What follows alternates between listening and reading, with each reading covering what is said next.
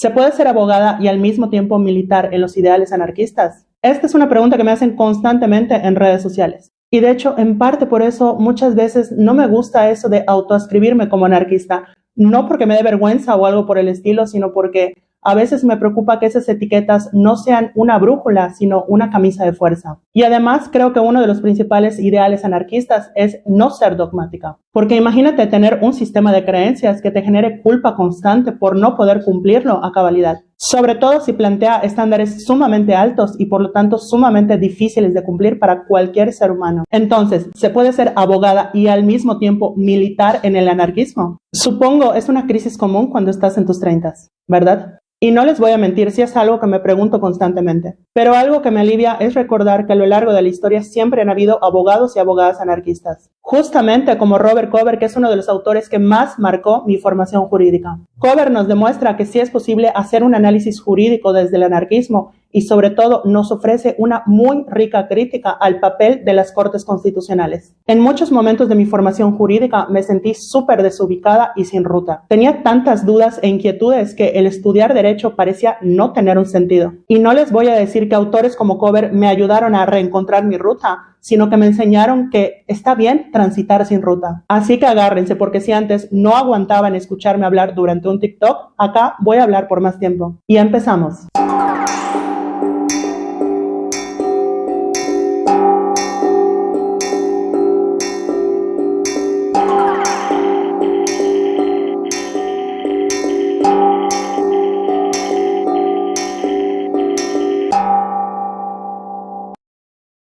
Básicamente la Constitución es como la Biblia del derecho. Todas las leyes, reglamentos, sentencias, artículos, normas, disposiciones o cualquier otro tipo de energúmeno del derecho tiene que estar de acuerdo con la Constitución. No le pueden contradecir, es como la Biblia. Un sacerdote está preparando su homilía del domingo, pues esa homilía no puede ir en contra de lo que dice la Biblia. Bueno, pues básicamente es lo mismo con la Constitución. Por eso cuando te dicen que algo que haces es inconstitucional es como el mayor insulto jurídico que pueden hacerte. Si algo no está de acuerdo con la Constitución no puede formar parte del sistema jurídico. Por eso en alguna noticia habrás escuchado que la Suprema Corte declaró inconstitucional alguna ley o algún artículo o lo que sea. ¿No sabes qué hace la Suprema Corte? No te preocupes, para eso estás viendo este video. El problema es quién dice qué es lo que dice la Constitución. Porque al igual que la Biblia, va a llegar un momento en que tenemos que interpretarla. Y además, interpretar la Constitución es algo muy complejo por varias razones. De entrada, porque la base del texto fue escrita por señores ñeñeñé en Querétaro en 1917. Al menos eso pasa con la mexicana, que es una de las constituciones latinoamericanas más antiguas del momento. Y la de Chile se niega a nacer. No la culpo, si yo pudiera decidir ahorita. Pero bueno, entonces es un texto que en su mayoría fue escrito hace más de 100 años. Sí, han habido un chorro de reformas y adhesiones, pero hay muchas partes de la Constitución que siguen prácticamente iguales a 1917. E incluso si son reformas que se hicieron hace 20 años, pues fueron hace 20 años. El mundo ha cambiado un chorro. Hace 20 años no sabíamos lo que la vida le deparaba a Britney. Lo que quiero decir es que es un texto que tiene la vocación de perdurar a lo largo del tiempo. Es un texto que nos va a acompañar toda la vida y tenemos que interpretarlo a la luz de los tiempos. Por ejemplo, en 1917, estos señores ñeñeñé de Querétaro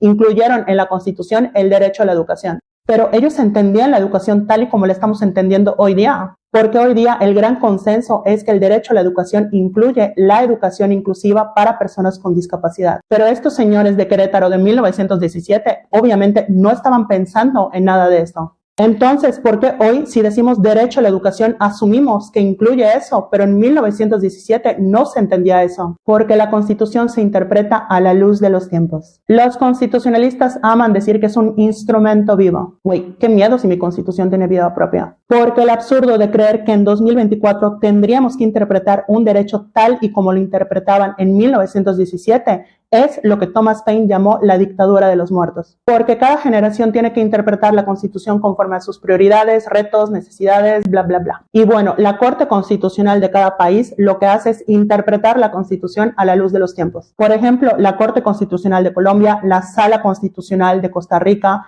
el Tribunal Constitucional de Perú, el Tribunal Constitucional de Chile, la Corte Suprema de Argentina, la Suprema Corte de Justicia de la Nación de México, entre otros. Hasta acá todo bien, porque esta es la explicación general que doy en mi clase de Derecho Constitucional 1. Y te estarás preguntando qué tiene que ver el anarquismo y Robert Cover con todo esto. A eso me dirijo. Robert Cover era un abogado anarquista de Estados Unidos. Se autodefinía como un anarquista apasionado por el derecho. Oye, semejante cosa. Murió a los 42 años a causa de un cáncer y no tuvo una producción muy prolífica. Pero los textos que nos dejó están buenísimos. El problema es que no tienen un lenguaje accesible. Probablemente su libro más importante es Nomos and Narrative, del cual vamos a hablar. Normalmente en las facultades de Derecho nos enseñan que el derecho es un conjunto de normas y principios, pero Cover en su teoría agrega un elemento que antecede a las normas y principios, que son las narrativas. Para él no podemos entender el derecho sin las narrativas que están arraigadas en una sociedad. Y lo más curioso es que Cover diseña su teoría de tal manera que puede aplicar a las constituciones, pero también a textos religiosos como la Torá. Porque para Cover los textos religiosos y las constituciones no eran tan diferentes. Entonces, expliquemos la teoría de Cover de manera sencilla. Básicamente, lo que nos dice es que las personas vivimos en un país que por lo tanto tiene una constitución. Y todas las personas que vivimos en ese país vivimos bajo esa constitución. Nos guste o no, nos hayan preguntado o no, y a nadie le preguntaron, pero es un hecho que vivimos bajo una constitución. En mi caso, como vivo en México, vivo bajo la constitución de 1917 hecha por señores ñe en Querétaro. ¿Y cómo se justifica que tengamos una constitución? Es decir, ¿por qué todo mundo obedece a una constitución? Es decir, ¿en qué momento la constitución se hizo obligatoria y por qué todo mundo creemos que de verdad es nuestra constitución? Porque si te pones a pensarlo, ¿cuál es la diferencia de esa constitución escrita de 1917 con todas sus reformas y adhesiones a cualquier texto que yo ahorita me pueda escribir? Como por ejemplo, mi nuevo libro País sin Techo. La diferencia es que la Constitución mexicana de 1917 posee una narrativa que le da legitimidad entre toda la población. Porque es la Constitución que nos dejó la Revolución Mexicana. Pero en otros países pasa igual. Por ejemplo, los Founding Fathers en Estados Unidos, la Revolución Francesa en Francia, la salida del Apartheid para Sudáfrica. Si vemos todas esas constituciones de alguna manera, de manera directa o indirecta, tienen esa narrativa impregnada, porque su legitimidad se basa en esa narrativa. Por favor, ténganme paciencia porque me estoy acostumbrando a esto de grabar videos para YouTube. De seguro este video va a ser un desastre, lo siento mucho, prometo mejorar. Entonces, toda esa historia fundante que le da legitimidad a una constitución está allá en el aire, todo mundo conocemos la historia y todo mundo asumimos que esa constitución refleja los valores de esa historia. En el caso de México, de la Revolución Mexicana. Pero aquí no termina la cosa, no. Porque resulta, sucede y acontece que en una sociedad las personas pensamos diferente. Les voy a poner un ejemplo. Si yo les pregunto si la Constitución mexicana incluye el derecho al aborto, ¿qué me dirían? No les estoy preguntando qué ya dijo la Suprema Corte, no vengan con eso, vamos a hacer este ejercicio hipotético. Contesten únicamente con base en lo que ustedes verdaderamente creen. Y en particular para este ejercicio vamos a checar el artículo 4 de nuestra Constitución. Y dice así. En los años 1600. Bueno, ya vamos a leerlo en serio. Toda persona tiene derecho a decidir de manera libre, responsable e informada sobre el número y el espaciamiento de sus hijos. Entonces, a ver, si ustedes leen eso, ¿qué interpretan? ¿Que allá está implícitamente el derecho al aborto o no tiene nada que ver? Una persona que esté en contra del aborto podría decir que esto no tiene nada que ver porque el hecho de que puedas tú decidir el número de tus hijos no te faculta para poder interrumpir un embarazo. E incluso podría decir que ese derecho está condicionado a que se haga de manera responsable, tal y como lo dice el artículo 4. Y que por lo tanto, si llevas tu vida íntima de manera responsable, no te verás en una situación en la cual tengas que decidir si hacerte un aborto o no. Por otro lado, las personas que sí estamos de acuerdo con el derecho a decidir, podríamos decir que en ese artículo sí está de manera implícita el derecho al aborto, porque dice que tienes el derecho a decidir el número de tus hijos. Y el 0 es un número, y que además es de manera libre, y esa libertad incluye el poder interrumpir un embarazo. Esto no es un video para hacer un debate sobre este tema, simplemente es un ejercicio para que veamos cómo se interpretan los derechos. Lo que dice Cover es que dentro de la sociedad hay distintos grupos o comunidades narrativas. Es decir, personas a las que les une la misma visión de lo que es la justicia, lo que es la equidad, lo que es lo bueno, lo malo, lo que debieran ser nuestros objetivos y prioridades como sociedades, y que con base en ese marco narrativo es como interpretan la Constitución. Entonces, fíjense, tenemos a todo un país viviendo bajo una misma Constitución, que es como nuestro techito, y al mismo tiempo en ese país hay distintas comunidades narrativas que interpretan esa Constitución de manera diferente y constantemente entran en pugna. Aunque nunca hayas leído la Constitución, tienes una opinión sobre la Constitución, porque tienes una opinión sobre las relaciones de poder, sobre el Estado, si debe existir o no, qué es lo que debe o no hacer el Estado, qué es lo justo, si debemos permitir temas como el aborto, la eutanasia, el matrimonio igualitario y todos esos temas polémicos. Volvamos a nuestro ejemplo con el aborto. ¿Qué es lo que realmente dice la Constitución? ¿Está el derecho o no está? Y la respuesta es que realmente no dice mucho o no dice nada. Más bien es un texto que está esperando a que le demos contenido, porque incluso si las personas que redactaron esa línea en su momento estaban pensando en la discusión del aborto,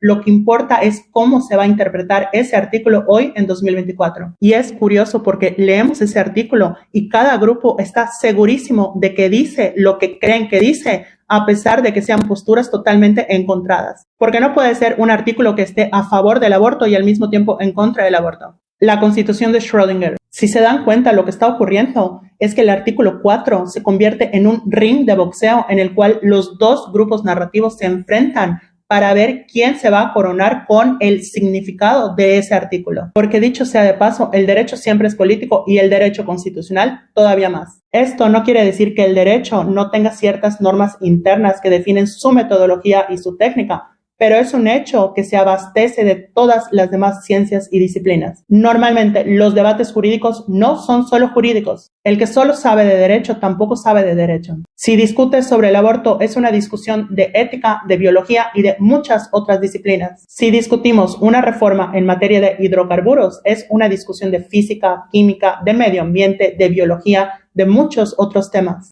Si discutimos sobre el derecho a la educación, tenemos que ver qué es lo que tiene que decir la pedagogía, la psicología, la sociología, y a pesar de eso, los abogados tienden a tirar a menos todas las demás ciencias y disciplinas. Bueno, entonces, ¿qué hacemos con la Constitución si cada grupo narrativo está convencido que la Constitución tiene la interpretación que creen que tiene? Y es ahí cuando Robert Cover hace la diferencia entre la interpretación paideica y la imperial. ¿Qué quiere decir esto? Es muy sencillo. La pandeica es la que tienen los individuos por pertenecer a un grupo narrativo y se sostiene por la convicción que tienen las personas en esa interpretación. Es decir, defiendes esa interpretación porque verdaderamente la crees, no porque alguien te obliga a hacerlo. Pero resulta que esas interpretaciones paideicas están en conflicto con las otras. ¿Quién va a poner orden en esto? Y es ahí cuando Cover identifica ciertas instituciones a las que él llama imperiales, que se van a encargar de imponer cuál de todas esas narrativas va a ser la que va a prevalecer en toda la población. Esta interpretación imperial no se obedece por convicción, sino porque tiene la fuerza del Estado. O sea, no es menos válida que las interpretaciones pandeicas, pero tiene el aparato del Estado a su favor para castigar a aquella persona que no cumpla con esa interpretación. ¿Cuáles son esas instituciones a las que Cover llama imperiales? Las cortes constitucionales de cada país. Una corte constitucional es la que tiene la última palabra en la interpretación de una constitución y por lo tanto la última palabra en estos conflictos narrativos. Una vez que la corte decide, no significa que las personas van a abandonar esa interpretación paideica, es decir, aquella que se guían por mera convicción, sino que simplemente saben que su interpretación no es respaldada por el Estado. Palabras más, palabras menos, esa es la teoría de Robert Cover sobre la interpretación constitucional. Y es muy interesante porque nos hace pensar en lo importante que es hacer escrutinio a las decisiones de las cortes constitucionales de nuestros países. Por ejemplo, ¿qué tipo de argumentos utilizan para justificar sus decisiones? ¿A quiénes favorecen con una interpretación y a quiénes no? ¿Qué impactos tienen estas interpretaciones en nuestro día a día? Pero lo que también me gusta de Cover es que tiene una visión dialéctica del derecho. Gracias a Cover pude entender que el derecho es un proceso de comunicación y nos recuerda que la interpretación de la Constitución no es un monopolio del gremio jurídico y que existen interpretaciones populares de la Constitución. Interpretaciones populares sobre el Estado y sobre cuáles debieran ser las bases para nuestra convivencia. Y su crítica es muy fuerte cuando apunta a que esas interpretaciones de las Cortes Constitucionales únicamente se diferencian de las interpretaciones que hace el resto de la población en el hecho de que tiene la fuerza del Estado respaldándole. Si eso no es un análisis anarquista del derecho, no sé qué es. El derecho existe, nos guste o no, e interviene constantemente en nuestras vidas. Entonces, ¿por qué no estudiarlo desde una perspectiva que nos ayude a cuestionar cómo se justifica el poder? ¿Hasta dónde podemos ponerle límite a las intervenciones del Estado en nuestras vidas? O incluso las intervenciones de privados en nuestras vidas. Comprender el complejo sistema jurídico es fundamental para poder criticarlo, porque muchos anarquistas, no todos, siento que se quedan en aguas muy someras cuando se limitan a decir que el derecho es el instrumento del Estado y la burguesía. Porque sí, pero hay que adentrarse a comprender toda su complejidad, todas las formas en las que opera, todas las instancias que tiene y sobre todo para poder comprender cómo son los impactos que el derecho tiene en las personas más excluidas, porque también comprender el derecho nos permite identificar cómo poder ayudar a las personas más excluidas cuando el derecho les alcanza. Y en ese sentido, cuando me siento sin ruta porque entro en conflictos existenciales entre mis posturas políticas y mi profesión, me acuerdo de gente como Robert Cover. Y me hubiese gustado tener un profesor o profesora como Robert Cover en mi facultad, que me invite a cuestionarlo absolutamente todo y a entender cómo operan las relaciones de poder, incluso al momento de darle significado a un artículo de la Constitución. Entonces, no sé si es posible ser abogada y anarquista. Precisamente por eso muchas veces me da miedo identificarme como anarquista, porque siento que mis contradicciones me impiden cumplir con lo que eso implica, porque siento que vivo en una contradicción constante entre mis posturas políticas y mi pasión por mi carrera. Porque sí, me apasiona mi carrera, porque me permite comprender el aparato estatal e identificar cómo operan las relaciones de poder y sobre todo, cuáles son los resquicios con los cuales las personas pueden defenderse. No sé si se puede ser abogada y anarquista, pero de lo que sí estoy segura es que necesitamos más abogadas y abogados anarquistas.